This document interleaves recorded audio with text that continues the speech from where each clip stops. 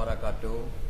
Tuan mohon kepada seluruh masyarakat Aceh, khususnya umat Islam maupun non-Muslim, ketanya-nya mulai bekam kamali popum kota Bandar Aceh tuk lorong-lorong dan rumah-rumah hanya tiba luar. Tapi bertatuka dia tengok yang dia tuk pintu rumahnya kadang-kadang melimang tanpeng. Dan dia datang anak-anak muda kampung baru ke ketinggitan yang awal kampung dengan hanapeng melimang.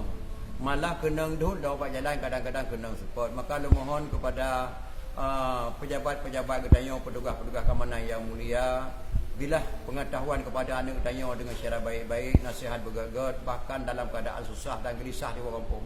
Bahkan letak anak muda yang tinggal di kota Bandar Aceh kat tutup usaha, letak tukang jahit hanapeng melimang.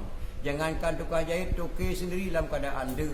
Bahkan orang yang mana gelom na kira-kira terdengar berita akan pemimpin pemerintah kita akan membantu masyarakat kelaparan. Maka lu mohon kepada seluruh kaum muslimin dan muslimat, kepada pedagang-dagang, juallah barang dengan maksimalnya yang kira-kira yang wajar. Nepu belo buah manok yang wajar, nepu belo minyak makan yang wajar. Bahkan menyana kemudahan tolong bantu ngangai ngedanya yang musibahnya hanya kedebit rumah hana brih mutikai termasuk lon tuan tu imung kampung. Dia datang anak muda yang mengandung pak lon tuan hanya lo jawab siapa. Maka lu mohon kepada pejabat-pejabat, berilah perhatian kepada anak-anak muda katanya, karena katanya na gaji dibaca tu apa tok apa benda. Tapi yang kata tok usahanya kau rupa jo gaji urun topah bagop hana di kerja hana peng.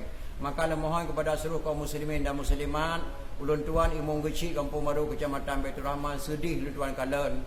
Termasuk anak buah lu sedih hana apa lu juk kata sepuh hana peng.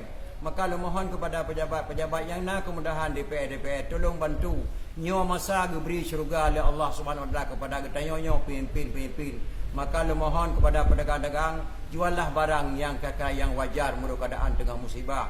Maka eno mata sepatah kata pribadi lun tuan pegahnya isi hati si tengah mata lun ro. Lu mohon kepada pejabat-pejabat tolong bantu kepada masyarakat yang nana kemudahan, yang hana kemudahan hana masalah. Mungkin eno mata sepatah kata balun tuan selaku imung isi kampung baru kecamatan Baitur Rahman, Tunku Abdul Aziz Bandar Aceh. Sekian dan terima kasih, wabillahi taufiq hidayah. Assalamualaikum warahmatullahi wabarakatuh.